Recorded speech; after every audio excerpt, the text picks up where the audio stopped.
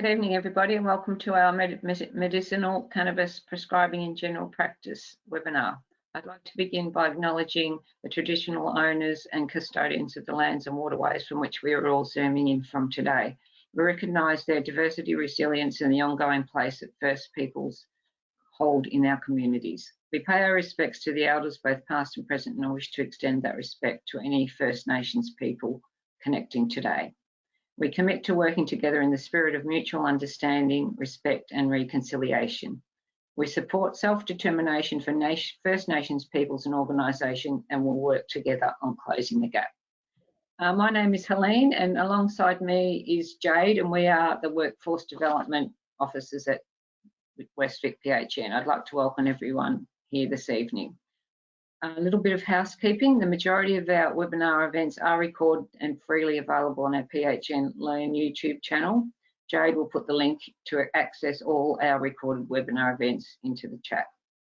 We have a practice communique that we send out to practices fortnightly with valuable information, including an internal and external calendar of events. You can also subscribe to the West Vic PHN fortnightly newsletter via our website. Please make note of the West Vic PHN health pathways relating to this topic that is on the screen at the moment.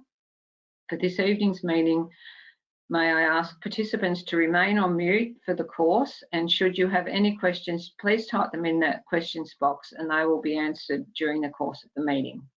Our speaker for this evening is Dr. Adam Staub, who is the Addiction Medicine Specialist at Ballarat Health Services, and he will just introduce himself.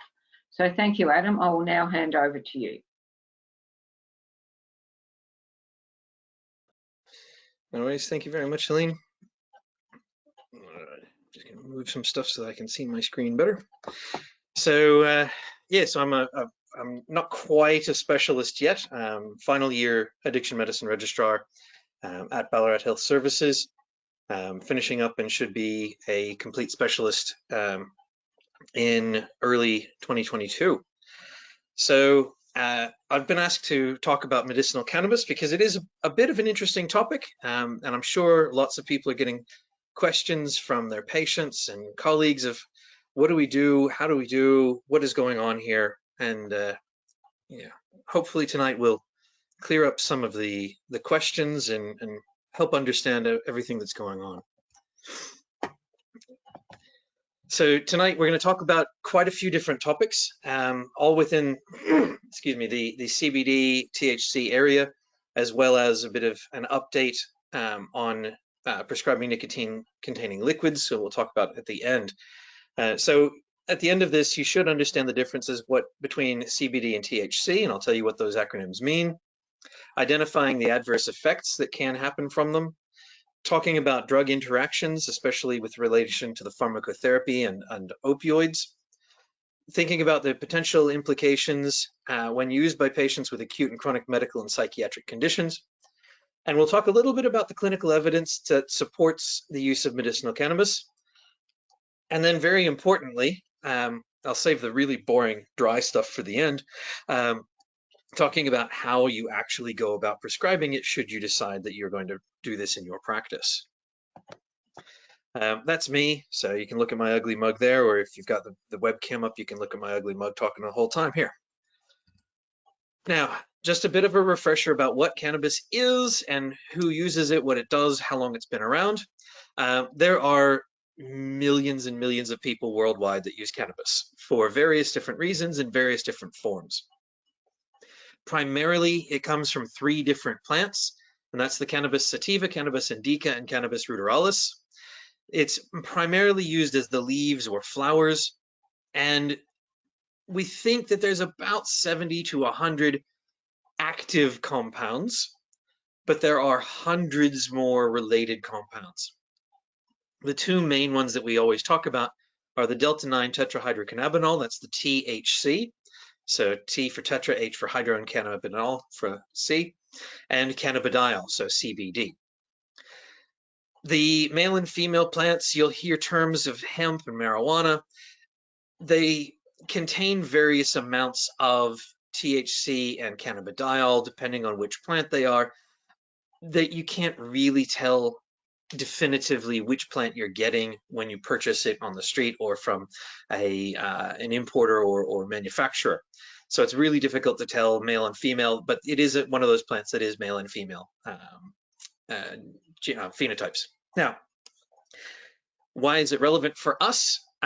Humans have cannabinoid receptors in the brain and the peripheries. They're called CB1, CB2. Both THC and CBD act at these receptors in some fashion. So do we have these just for cannabis? No, we actually produce our own endocannabinoids, and that's the anandamide and the 2-arachidonyl glycerol. Those ones are produced natively in the human body. Now, we can consume and get extra cannabinoids through the use of the cannabis plant, and there are many different ways to consume cannabis, and I'll talk about those in a little bit. So specifically, 2 compounds that we deal with primarily is the delta-9 tetrahydrocannabinol, or THC. It is produced in the buds and the flowers of the female cannabis plant, and in the female cannabis plant only. The main psychoactive ingredient in cannabis is THC. And some of the way it works is you get this downstream dopamine release via that mesolimbic cortical system. Now, if anybody's seen any of my echo presentations, you'll have used that mesolimbic cortical system before, because it's really important for dependence formation as well. And so we get that activation in the nucleus accumbens and then the substantia nigra. And those 2 then remember and get that executive response, get those the rewards from activation. You get your pleasure in the nucleus accumbens, you get your bigger hit of dopamine in the substantia nigra.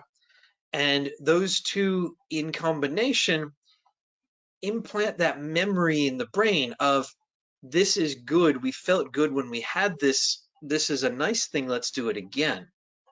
All right? But THC doesn't just act there. That's a really important section for developing dependence. There's a whole lot of other places that it does act. Here's a small list, and you can see, various different places, all the way from the amygdala and the basal ganglia, through the brainstem, cerebellum, hippocampus, hypothalamus, neocortex, nucleus accumbens, and even in the spinal cord itself. And each of those different areas, it has a different effect. And because of that, this thing, acts so many different places in our brain. There's a whole bunch of different things that we can harness from it, and can also cause some troubles. So having slowed reactions is not necessarily a great thing. Impaired memory, probably not great. Increased appetite, okay, well, that one could actually be a beneficial effect. Some euphoria, altered pain sensitivities. So there's not too bad, not pure good, not pure bad. All right. What about cannabidiol? Okay, cannabidiol is non-intoxicating. It acts more at the CB2 receptors than the CB1. It regulates the excitatory glutamate and the inhibitory GABA activity. It's mostly basal ganglia and a bit of prefrontal cortex. And interestingly enough, because it's found in both male and female plants, in combination, various different amounts within the products that are available on the market, it acts a bit as a modulator against THC, reducing some of those adverse effects. All right, and that's really important when we talk later about how we prescribe medicinal cannabis and what we need to think about when we're using either a pure THC, a predominant THC, a balanced product, a predominant cannabidiol, or a pure cannabidiol product. As everybody is known, it's really clear and easy to think about how we're going to prescribe this stuff. We'll talk more about this as we go on. One of the other things that it can do is modulate the resting limbic activity with those people who have anxiety and autism spectrum disorder. So it can help modulate that activity. To identify a little bit more about where it goes, here's a nice little picture. You get activity everywhere in the brain, through all the way deep, all the way out. So everywhere, everywhere. How do we take it? There's a whole bunch of different ways. The oral route, you can get it as a tincture, you can bake it into cookies using it as an oil or butter. You can actually make oils and use drops. You can get into biximols, you can get liquid caps, wafers, pick a different way you can get it. Smoking it, vaping it, dry powder inhalation. There's even a nebulized version that you can have as well. There are creams and patches. There's so many different ways to use cannabis. All right, how does it work and what's the actual pharmacology? And we'll talk about pharmacokinetics as well. The absorption and the duration of effects really depends on how you take it. I'll talk more about that in a little while. And the ratio is important as well. So as I said, CBD is going to attenuate some of the bad effects. So there's negative effects of THC. So a pure THC product's probably going to cause a little bit of, hallucination, paranoia, anxiety, without some of that reduction in attenuation effect from the CBD. So we may not want to use a pure THC product. Now, one of the interesting things and why we always heat cannabis in some fashion is the other cannabinoids that are within the plant need to be heated to then get converted into THC and CBD. So they're not really active until they're converted. All right. CBD does control some of the metabolism of THC, and that's via the liver CYP450 system. So it helps modulate how fast it's absorbed, and it keeps us from having too high of levels. All right. The next bit is that the effects are really dose related with some variation. So the more you give somebody, the more they're going to get an effect. And generally, giving two different people the same dose, you're relatively going to get the same effect. There's a little bit of variation, but not too terribly. Certainly not as big of a variation between people as something like methadone, for instance. The biggest thing is you get that relaxation and euphoria, and then you can get some of that psychoactive stuff. If you get a big enough dose, you're going to get auditory and visual hallucinations in anybody, okay? Now, talking about the actual kinetics, inhaled is your fastest onset, somewhere between seconds to short minutes, the peak effect in 15 to 30 minutes, and it's going to offset probably 2 to 3 hours. So really quick on, relatively quick off as well. Sublingual, so if you've got it there in a wafer that's dissolving under the tongue, a little bit slower, take minutes to long minutes. Similar peak, similar duration as well. It's relatively quick. Oral, so if you're taking the drops, if you're swallowing capsules, you're eating some brownies, you've made some gummies, whatever. Onset's somewhere between 30 minutes and 90 minutes. Going to have an effect that's going to peak about 2 or 3 hours later and last anywhere up to 4 to 12 hours. So really long duration there. And that's really important when you're talking to patients who are possibly using this method, that if you don't have the effect that you're wanting right away, oral absorption takes longer, and it takes longer to get to your peak. So don't just, I've had my brownie and it's half an hour and I'm not really feeling it, so I'm gonna have another one. Okay, well hang on, your effect's gonna be potentially in 90 minutes and a couple hours from now. So just watch out and be careful there. Topical is a lot slower onset. It's got a smaller peak, but can have a longer duration of time depending on how long the patch remains in place. So if we're thinking about things like comparing like a fentanyl patch, change it every 3 days. Okay, your duration's about 3 days. Something like a Duragesic, so a Norspan buprenorphine patch, it's on there for a week. Really long duration as long as the patch is there. Okay. It's not pristinely clean and non-interactive. It couples via G proteins. It's metabolized in the P450 system in the liver. And if anybody's thought about these things before, that 3A4 P450 section is really important in the metabolism of a lot of other drugs. At its usual concentrations, cannabis will inhibit the P450-3A4 section at normal doses. It'll also do 2D6 at higher concentrations and some of the 2C9 at usual concentrations. 2D6 is really important for things like a lot of your opioids, 3A4, methadone, a lot of your other drugs for standard, like anti-epileptics, things like that. Our opioids, really important. We do have a lot of our patient population that are using opioids, either prescribed or illicit. If they also decide to use cannabis, there's going to be some interesting interactions between those. Cannabis can affect that opioid metabolism. We've seen in studies increased levels of methadone in patients that use cannabis. And you've also noted some increased analgesic effect when cannabis is consumed in the presence of opioids. In some studies, other studies have shown a little bit lesser of an effect. Some of that has been attributed to that I feel more relaxed, ergo my pain is less. And so it's really hard to determine, is it purely that the cannabis is augmenting the plasma concentrations of the opioids, or is it that the effect of the cannabis itself is helping you feel more comfortable and less pain? So it's hard to tell for sure. Going to be almost impossible to pull that out into a study. And a lot of it also depends on whether the opioid's active before it's metabolized or after it's metabolized in the liver. All right, what about other medications and other drugs? Now, CB1 receptor, if you activate that, it can stimulate alcohol intake and alcohol cravings.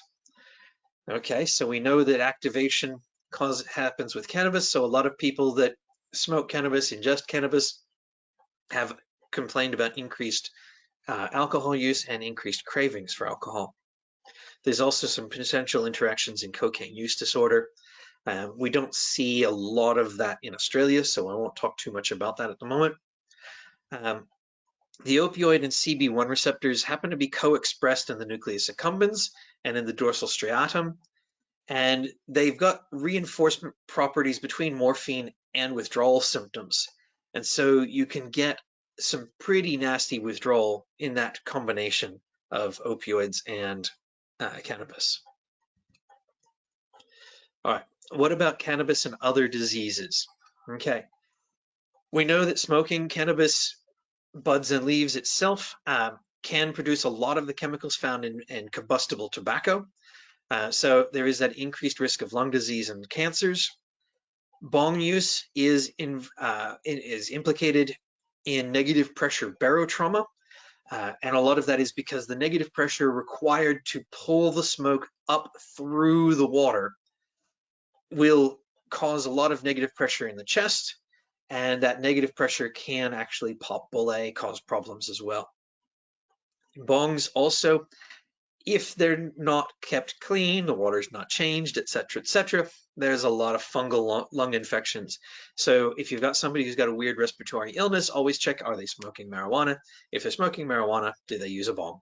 If they use a bong, how often do they clean it and change the water? Cannabis has been implicated in increased risk of stroke and heart disease. There's risk of increase in instances of testicular cancer.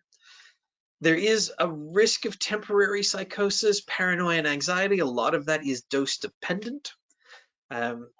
It's linked to depression, anxiety, and suicide, but some of that's not clear whether it's an association or a causation. So a lot of the studies that have been investigating that have looked and found that in people who have cannabis use, they have higher instances of depression and anxiety. And people who have anxiety and depression may have higher uses of cannabis. And whether it's cause or whether it's a temporary attempt to alleviate symptoms, it's hard to separate out. It has been associated with lower birth rate, increased risk of brain and behavioral issues in newborns, specifically in that attention, memory, and problem solving. And thinking back to a few slides ago when we talked about where it works and how it works, it's not Not surprising for that. There are some secondary effects on children in houses where cannabis is smoked, so the secondhand cannabis smoke can have an effect on kids as well. There's been a whole lot of attempts to try to link cannabis to schizophrenia. And there have been a bunch of different trials that have said, yes, it causes schizophrenia. No, it doesn't at all. It might make you more likely to have it if you've got a propensity towards schizophrenia. No, it doesn't. It's really hard. The evidence is completely mixed and no way to say yes or no. And it may be trying to toss up, is it a cause or is it a symptom? So is somebody trying to alleviate those effects of schizophrenia by smoking cannabis? All right, so now that I've scared everybody saying, yeah, here's why you shouldn't do it at all, and here's why it's all bad, what do we actually get when we use cannabis?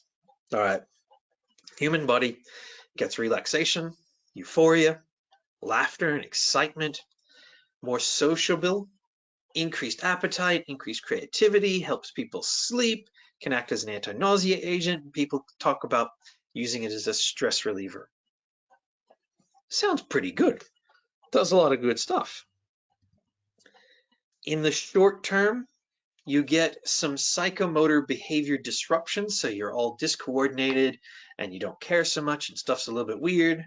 Okay. You might have some short-term memory difficulty, that feeling of being stoned, getting hungry.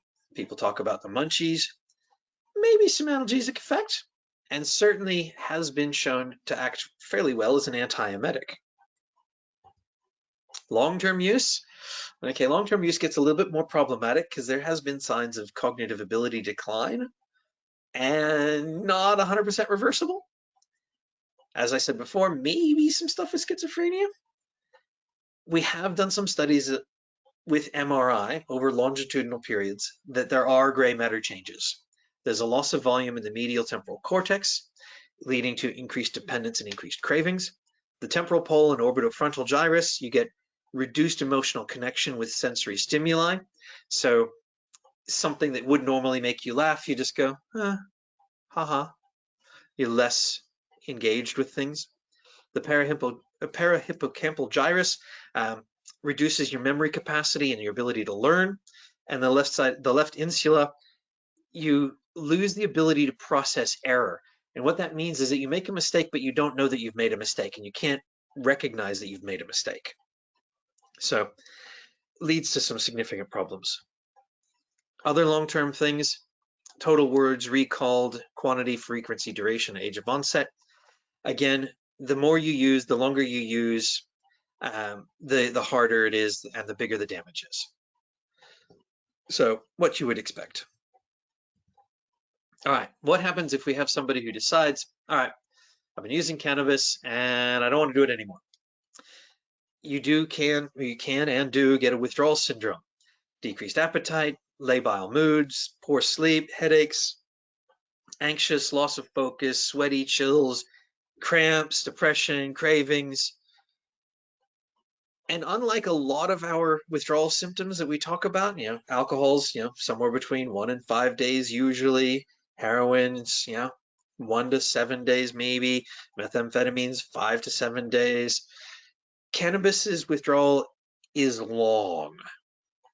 Your symptoms peak somewhere about 10 days after you cease and can last 3 weeks or more. So if we've got somebody that we bring them into a withdrawal unit, all right, you're here for a week, great, fantastic, you haven't had cannabis in a week, go home. There's still 3 days until their withdrawal symptoms are the most. They're going to be in the community, maybe not as supported as they were in the withdrawal facility, and really, really craving and really feeling terrible. So we need to think about what happens when they leave our care. Do we need to follow up with them in a close monitoring method? All right, I've said cannabis is a great antiemetic. So why does cannabis hyperemesis syndrome exist? It's this really weird counterintuitive process. Right? What is it to begin with? What is it? It's this repeated severe bouts of vomiting, almost like cyclical vomiting. It is almost exclusive in people that are long-term daily users. And how it actually happens, because cannabis in the brain dampens down emesis. But there's not just the brain as the emesis centers in the body. There's a few places here, but in the gut, there's some more emetic and emesis causing areas. And what happens is that in the body and in the gut, it actually stimulates vomiting. And so you get this really bad cramps, you get this really bad vomiting that in the brain, it's trying to turn it down, but it ain't happening. So how do we fix it? Okay, well, you stop using cannabis and you just wait. And it's pretty terrible for however long it lasts for some people, and it can last days to, a couple weeks maybe, depending on the person. Usually reduced by hot baths or showers. And some of that is thought to be related to the hypothalamus and its effects on nausea. And so you get that heat that changes what the hypothalamus, which controls your temperature centers, and you activate that, and hopefully it helps activate a bit of the nausea stuff, which is why people have those baths and they're always in the shower. It's always really hot until the water runs cold. If it's bad enough, you need to have the person in hospital, give them IV fluids, antiemetics, analgesia, anxiolytics while they're going through this horrible feeling of nausea and vomiting. Okay, so we've talked a few things about cannabis, how it works, what it does. There's a couple of interesting, nasty things that go on with it. But a lot of people still want to use it for various different conditions. All right, so talking about that, we need to look at what have we proven about cannabis? Because we work in an evidence-based field, we want to know that what we're doing is in the best interests of our patient and it's actually going to have an effect. We want to know that it's good and not going to cause them harm. And unfortunately, in the medicinal cannabis world, it is a minefield. You go out and do a Google search or a Google Scholar search or pick PubMed and look for cannabis. There are thousands of articles. And some of them say yes, some of them say no, some of them say maybe. There isn't any great long-term big trials, and a lot of that is confounded because there's a high prevalence of cannabis use around the world. And trying to find specific groups of people to use, it's going to be really hard. Most of these trials are small, they're non-randomized, they're not controlled. And when they try to take them into larger groups, it's really hard to make generalized statements because you'll bring a group of people in with pain. Okay, so we've got chronic pain patients. Okay, we've got 1,000 patients. And we've got hip pain, back pain, neck pain, headaches, gut pain, trauma pain, neuropathic pain, surgical pain, fracture pain. So many different things that we're trying to say one thing is going to fix all of it. And you can't pick any of the information out of it, and the subgroup analyses end up with such small subgroups that you can't generalize anything with it, and it makes it really, really difficult to see, does this medication actually work? And it causes lots of problems. Okay, that being said, what do we actually know?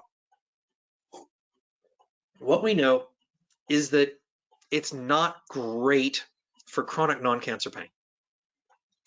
There's a little bit of evidence in neuropathic pain, maybe weak to moderate level. Cancer pain, again, weak to moderate. There's maybe some benefits in the symptoms related to cancer, like all of that paraneoplastic stuff. I apologize for my clock.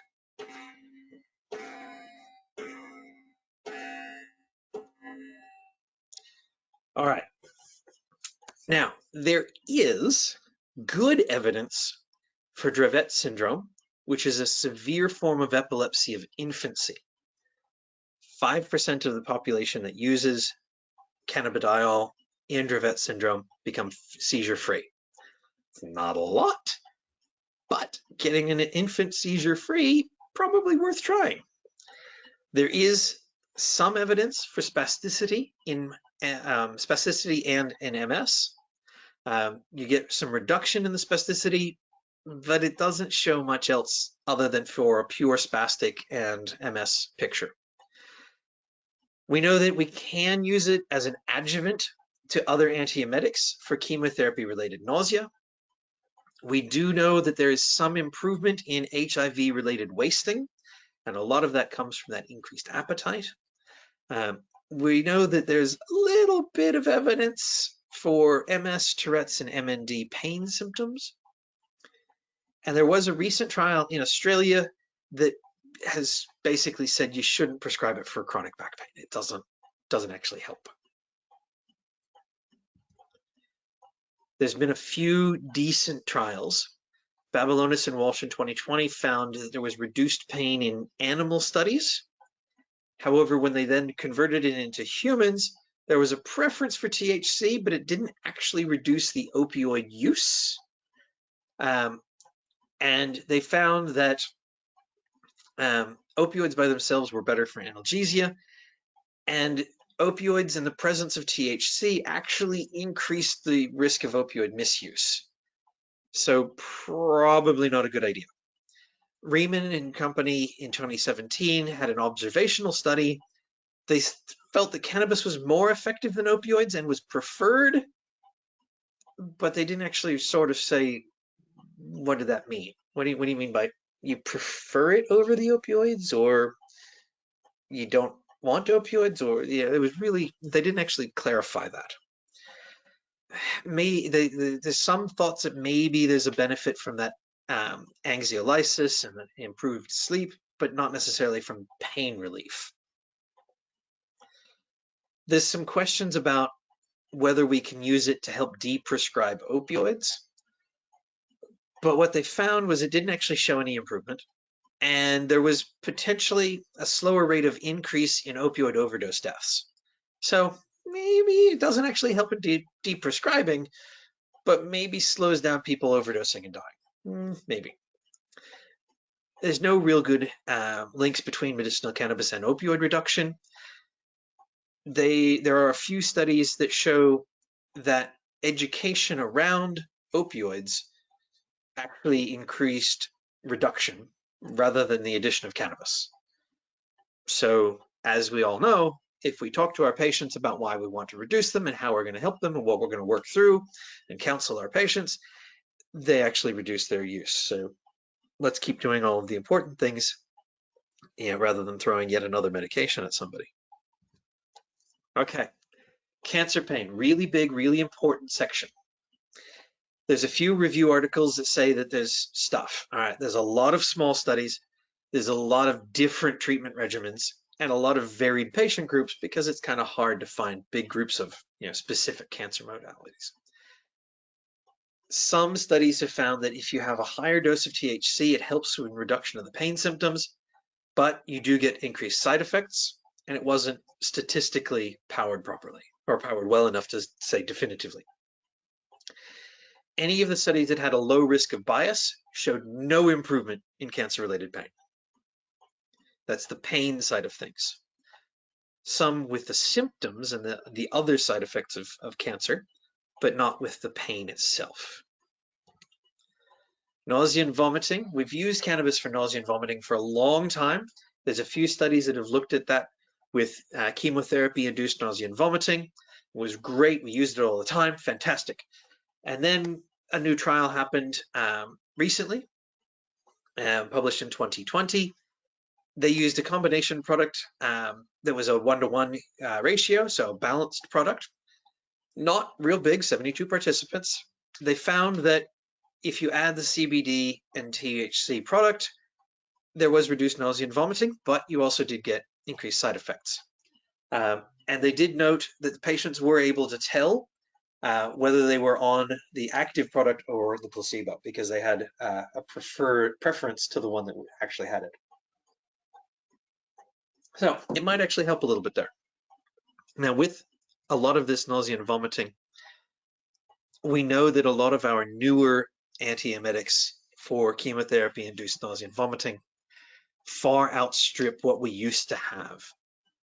And so cannabis for CINV is not as useful now as it used to be. Okay, probably by far our largest patient group is the chronic non-cancer pain group.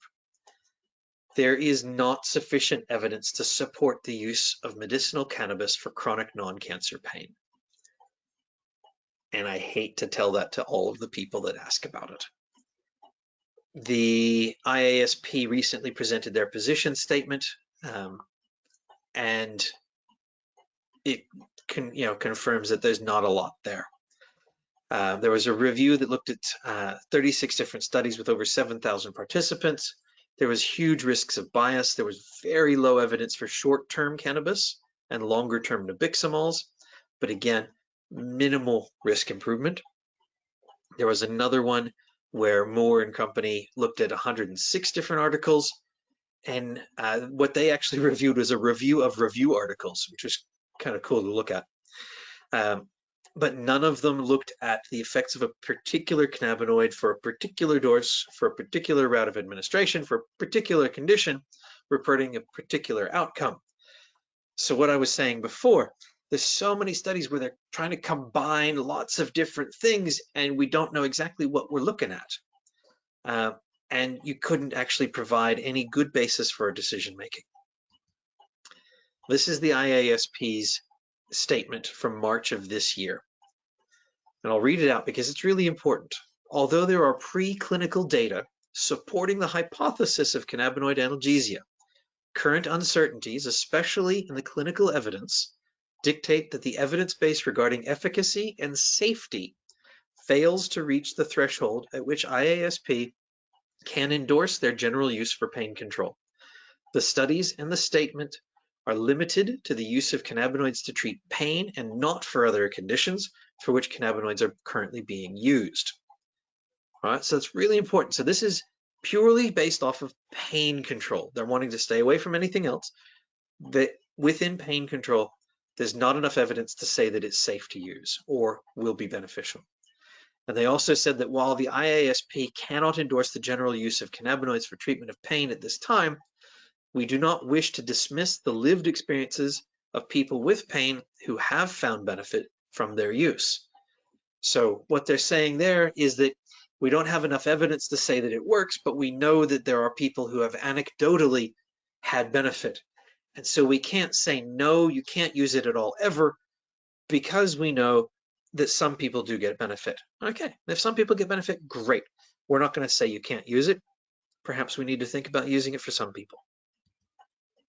All right, now into the really important, but probably a bit drier part, and I apologize for this. It's really important.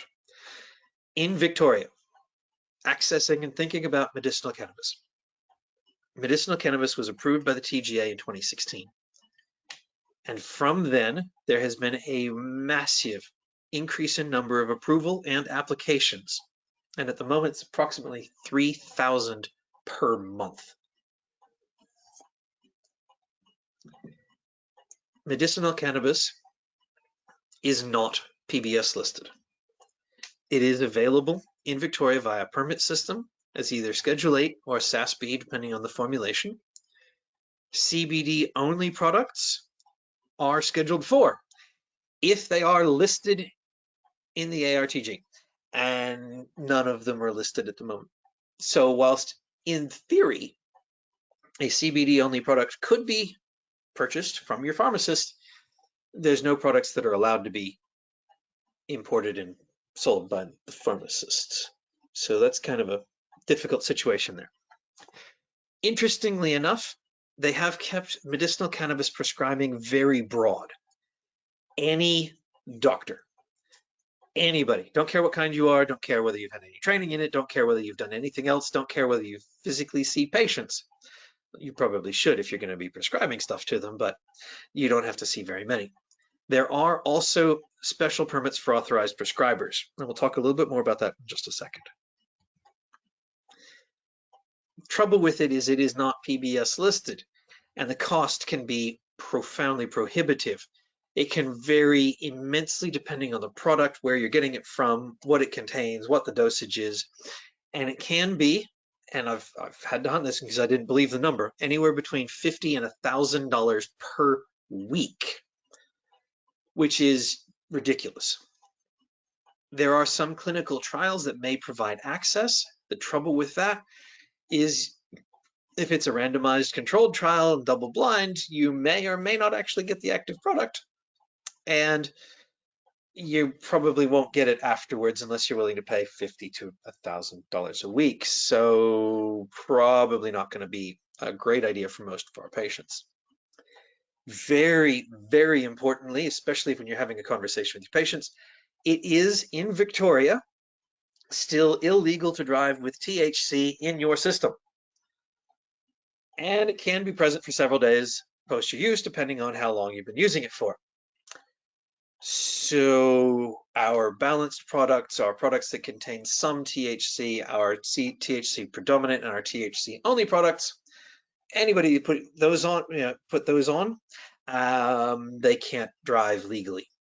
So that's a little bit prohibitive as well. And interestingly, there's only 2 registered products in Victoria, and those are Nabiximols and Epidiolex, and we'll talk about those 2 products. What is Nabiximols? It's Sativex. There's a nice little picture there. It's an oral mucosal spray. It's licensed for use in the treatment of symptoms related to spasticity in MS. That's the only reason you can get it. It reduces muscle tone, relieves some of the symptoms of bladder spasm. You can get up to 12 sprays a day. It contains a relatively even, balanced mix of THC and CBD. The evidence is not great. It's probably effective for spasticity, pain, and urinary dysfunction. And it's expensive. 6 to 8 weeks is going to cost you about $745. So yeah, that's a little bit tricky there. Epidiolex, very newly approved and PBS listed. It was TGA approved in September 2020. It is a CBD only product. And on the 1st of May of 2021, this is the first medicinal cannabis product that has been PBS listed. This one you can get with a healthcare card for $6 a month if you need to. Indicated for the adjunctive treatment of seizures associated with a couple of very specific epilepsy disorders, Lennox-Gastaut syndrome and Dravet syndrome, for patients that are 2 years of age or older. Getting it is severely restricted. The list of what steps you have to go through to get the authority is about as long as that. It is insane. The doses are usually 10 milligrams per kilo per day, titrated up to 20 milligrams per kilo per day in divided doses. But it is a product that is now listed. Okay, now for the really boring and dry stuff. If we're actually going to prescribe medicinal cannabis, how do we actually go about it? It's kind of confusing, and it took me a little while to try to wrap my head around it as well. Fortunately, there's a digital form, so that makes it a little bit easier. And in Victoria, completing the digital form, you get both your SASB and S8 permits completed at the same time. So you don't have to do 2 different forms. Excellent, makes it easier. There are 4 different options. The first one is to become an authorized prescriber for an established history of use. Now, what that means is you can become a person who's allowed to prescribe for a specific product without the need of an ethics committee approval or endorsement from a college.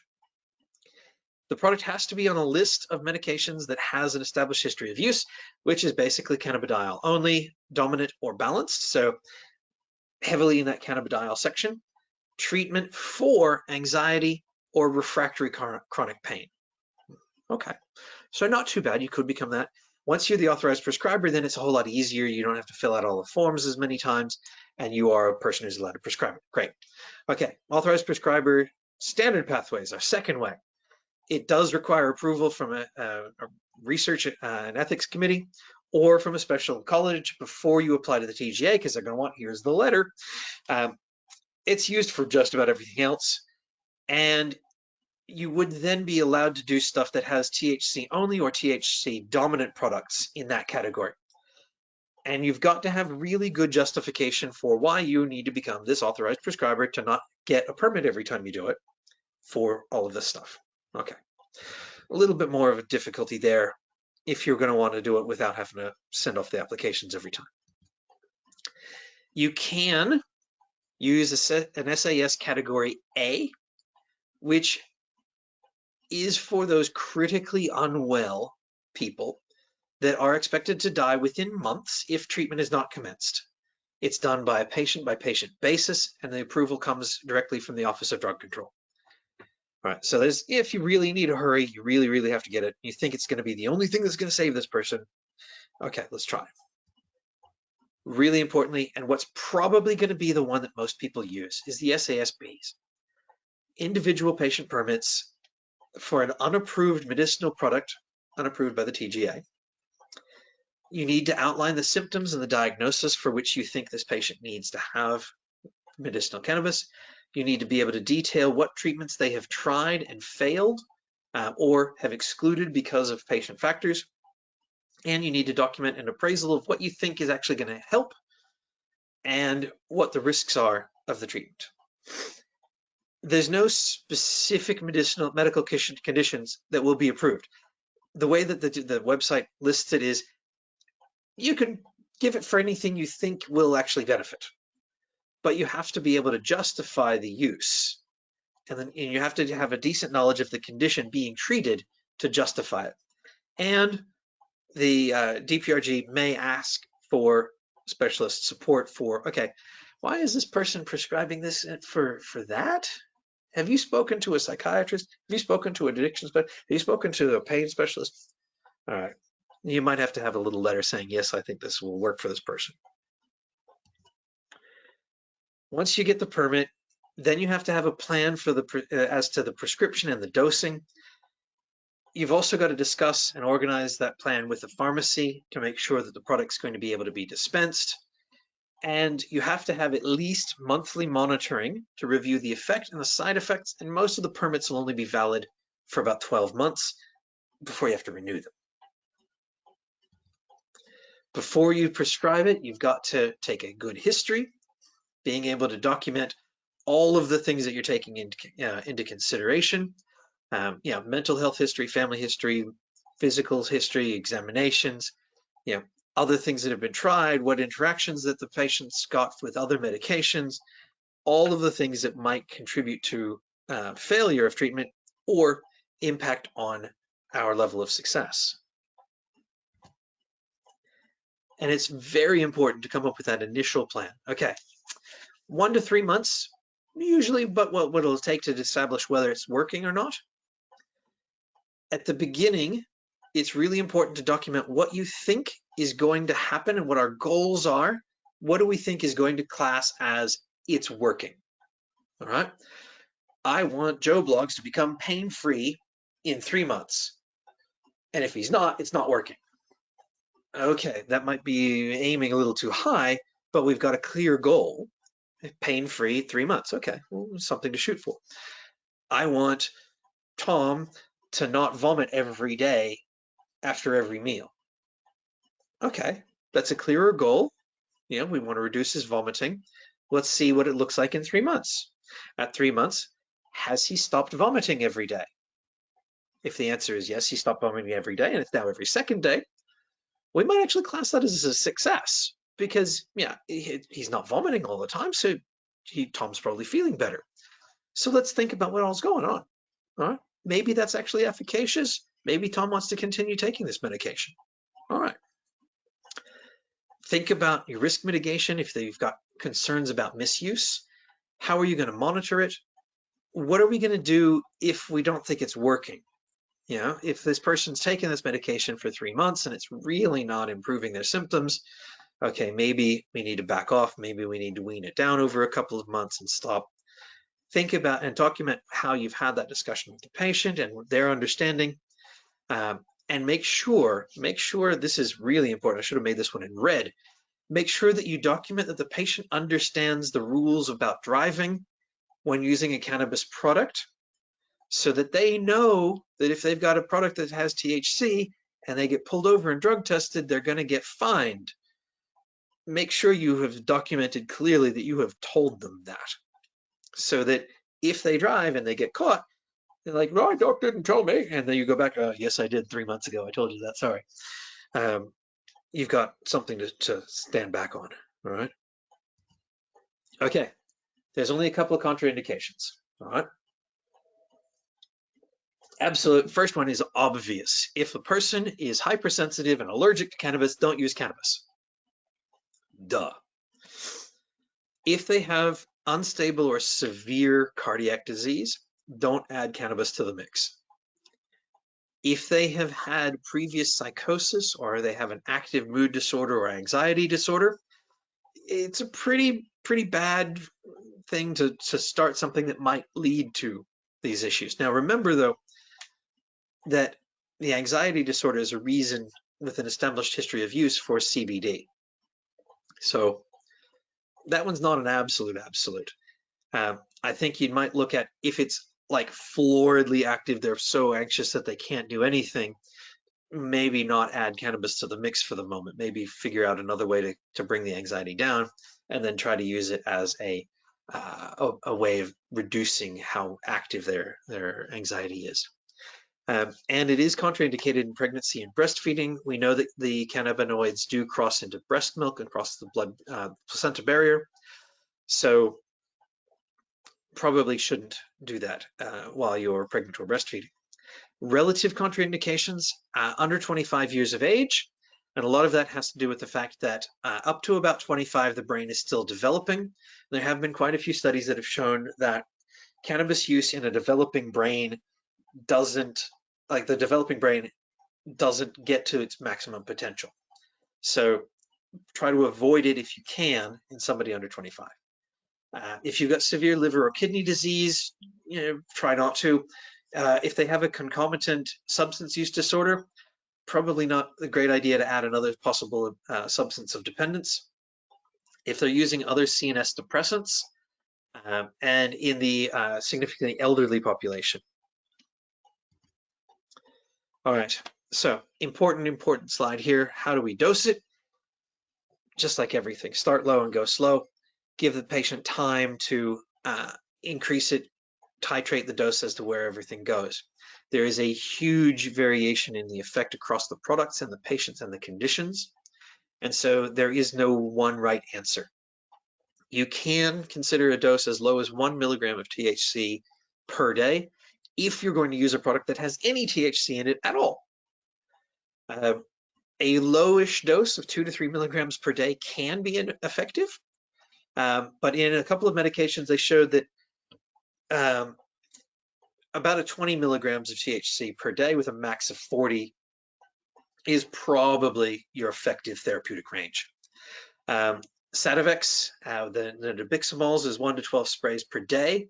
That is 2.7 milligrams of THC and 2.5 of cannabidiol in your one spray, all the way up to a total of 32 and 30 for the day. So that's about similar to one of the other products. Great. So it's a good range to think about. The general advice that I would give to anybody is pick your product of whatever you're going to do. Pick the product, start with the lowest dose you can use, and then titrate up, okay? Don't titrate up in one day, titrate up over weeks, okay? Take your time with it. Don't be in a rush. Ignore that one and that one. All right. Now, for the last little section, I want to talk about our nicotine vaping products. Because on the 1st of October, the only way you can get nicotine e-liquids legally is to have a prescription. All right, it's a Schedule 4 medication, so you can get it at the pharmacy. You have to have a prescription to receive nicotine-containing e-liquids, whether that is from your local pharmacy or whether you are importing it from overseas. You have to have a prescription. It is illegal for vape shops to sell nicotine liquids at all. At all. It is also an unapproved medication, just like medicinal cannabis, and is also not PBS listed. Great. The recommendations is that it should not be the first line treatment, as there are other well-proven therapies. The long-term effects, the safety, and the efficacy are still not proven at this stage. Really important slide here. The RACGP, the RACP, the Australian Heart Foundation, and the Australian Lung Foundation have all released statements advising against the use of e-cigarettes for smoking cessation. And in the RACGP's smoking cessation paper, recommendation number 15 says, look, you shouldn't use it as first line. But if you've tried a bunch of other stuff, okay, if you've used behavioral support, you've used TGA-approved pharmacotherapies, and it's not worked, but the patient that you have is still motivated to quit smoking, it may be a reasonable intervention to try, along with behavioral support. But you need to make sure that the patient that you're prescribing for understands the evidence, understands the lack of evidence of proof of benefit, and that they're aware that the long-term health effects are unknown. It is also not registered as a therapeutic good, so the safety is not established. Within the vaping devices and the nicotine liquid products, there's not a lot of uniformity, so we're not quite sure which one's going to contain what and be better or not. And you should avoid dual use of e-liquids and tobacco. So you should minimize that. And the goal for the person should be to cease using e-cigarettes as well. It's not for years and years and years for the rest of my days, I'm smoking vapes now. It should be that this is an aid to cessation and that you need to have regular patient review. Okay? This is from the RACGP. And it is a pain in the butt to prescribe. Sort of. Authorized prescriber. Don't need your permits. You're an authorized prescriber. Done. You can become an authorized prescriber, and I'll tell you how later. Or if you want to, you don't want to become a prescriber, I want an individual case by case. I want to make sure that we talk about it. We make sure we've got everything there. SASB application for every single one. Okay. You can also establish personal importation access for the patient in front of you. And so that's going to give them the ability to have 3 months supply from international support. Now, the trouble with that one is there's less regulation and there's concerns about quality assurance, and any shipment coming from international to a patient has to have a copy of the prescription in the box or it's going to get taken. All right. All right. How can you become an authorized prescriber? Pretty easy. If you go to the compliance.health.gov.au/SAS, register or whatever there, you can click on the box to become a new nicotine authorized prescriber, fill out all the application stuff regarding the dose, form, and indication that you think you're going to be using. And it's basically nicotine in solution, a salt or a base, and for smoking cessation. You understand the privacy agreements, submit your application, then you can become an online prescriber or an authorized prescriber. So it's pretty easy. So once you're a prescriber, what do you do about it? All right, there's a nice little form, and I've got the links for this section down at on the last slide. So don't write any of this down. There's links to this PDF, and this is from, I think, from Wollongong. What do we use? How do we use? Why do we want to use? And what are we thinking about things? This slide is really good for people that are new to nicotine vape products. So you think about, where are we looking at? Are you low to moderate? Okay, what kind of device are we going to use? I've been talking for an hour now. Where is our starting dosage? What flavor are we going to use? Are we actually going to use any flavor, or are we just going to use nicotine liquid that doesn't have any flavor? Where are they getting it from? How are we going to get it? And what are we going to do in terms of reassessing and the supply and all of that. Okay.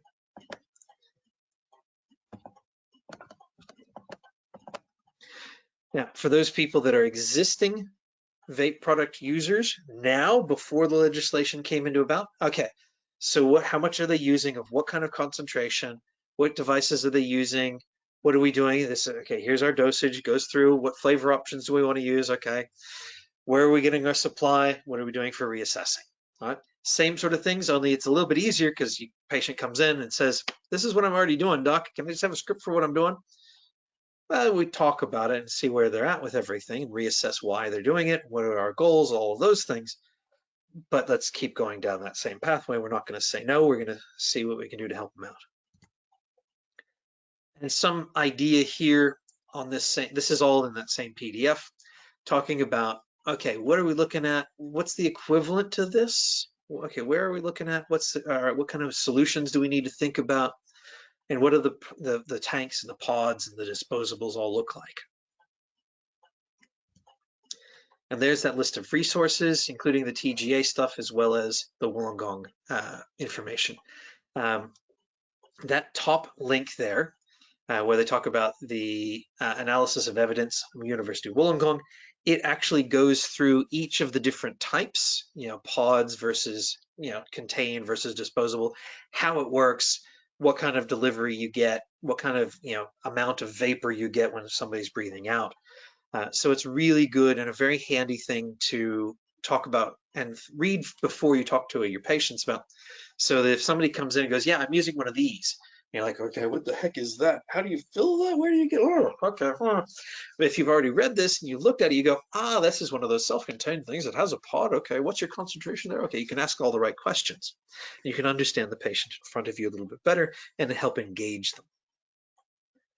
And that is all she wrote. And so I expect there's probably a few questions. Hi everyone, it's Helene again. I don't actually have any questions that have come in yet, so... Brilliant, I've done it again. I've explained everything perfectly.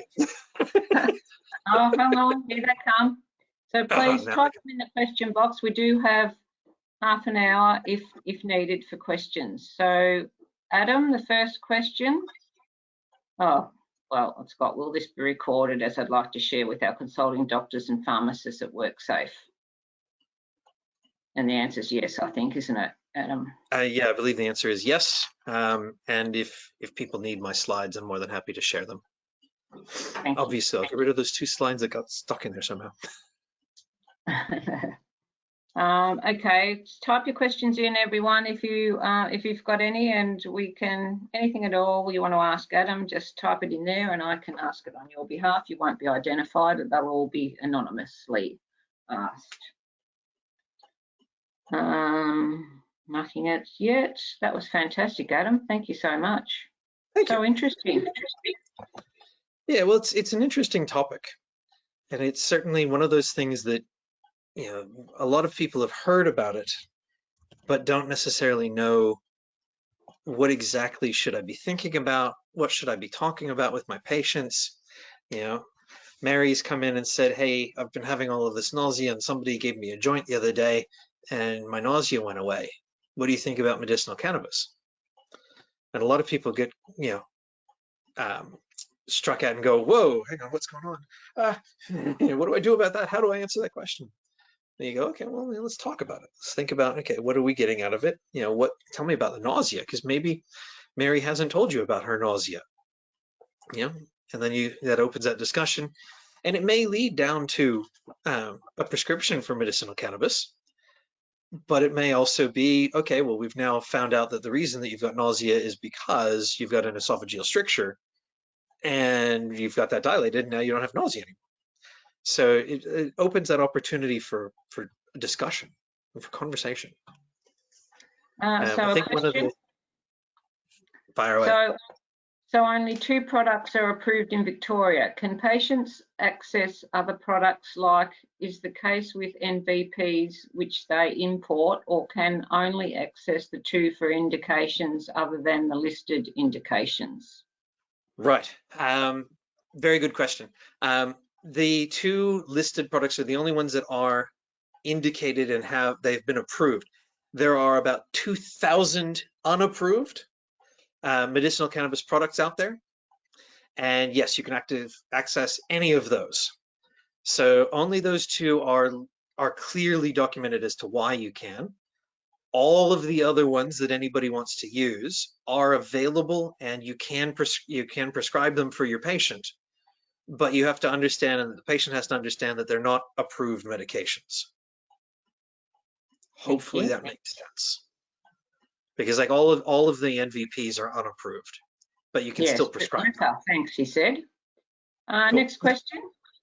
Can you please provide the link for the journal articles, particularly about not rec CBD for pain / back pain? A lot of them are on the bottom of my slides. If it's not there, let me know and I can find them. Yeah, all right then. Another question. If it isn't proven for long-term pain relief, why is the public impression that it works for chronic pain? I don't know. Anecdotal evidence. You know, I knew a cousin who knew a friend who had somebody in high school that had chronic pain, and it helped their pain.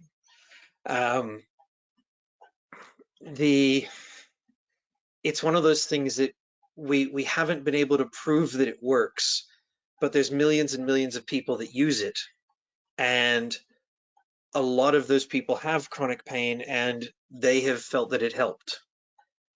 So it's just like one of those things, like we think that this might work, but we can't prove it.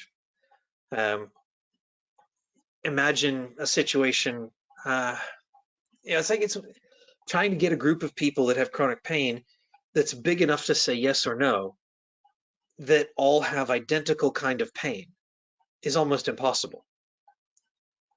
Because even if you went, people who have chronic hip pain post a joint, okay, what kind of joint did they have done? Was it a unipolar, a bipolar, a tripolar? Was it just a DHS? Was it, a Moores? What kind of a joint did they have? Okay. How old are they? How long was their pain? What other comorbidities do they have? What else is the pain? Is it pain within the bone? Is it pain because the muscles are weak? Is it pain because of something else?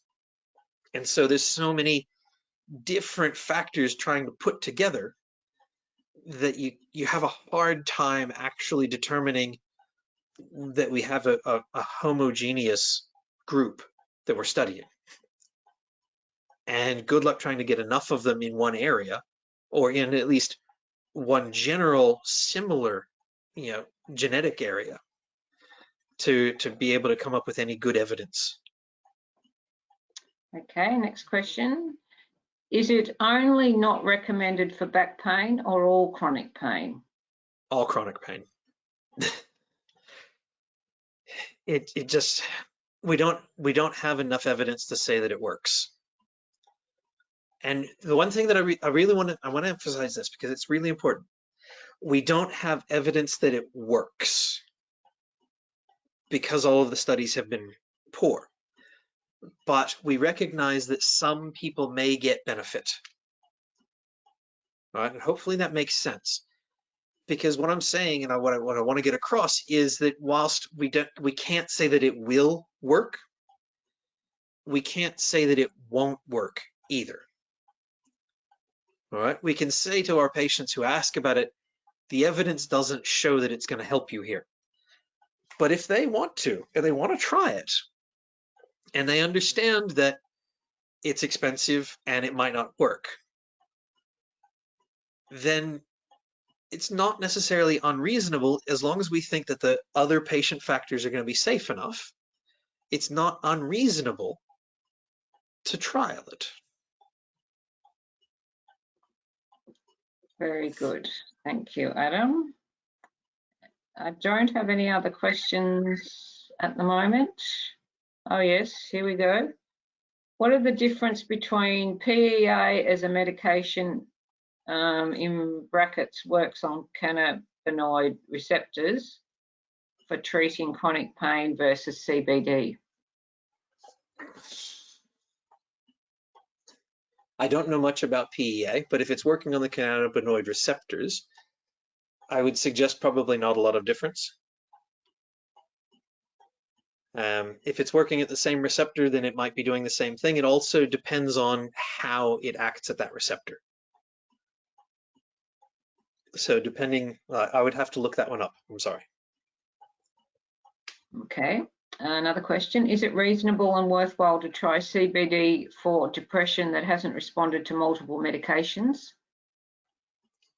That's one of the things that we look at in our in the SASB. Is we've tried other things, we've tried conventional treatments, we've tried the proven things, and it hasn't worked. We know that CBD itself is non-dependence forming, which is quite handy. And so it's not unreasonable to try it. We've tried other things, and it may be beneficial. But again, with all of those other things that I said, make sure that you've taken that good history. You make sure that you know what else is going on with the patient, and that you set clear goals at the beginning and clear monitoring of how are we going to determine whether this is helping your depression or not. Okay, thank you, Adam. If there's no more questions, we will finish the session, and I just take this opportunity to thank you so much, Adam. We're so fortunate to have such an expert in this topic addressing us, and we really do appreciate your time with that. So thank you very much, and everybody, don't forget your evaluations. They'll be posted out after this, emailed out after this event. So if you could take the time to fill those in, and I will end the session now. Thank you, everyone. Bye.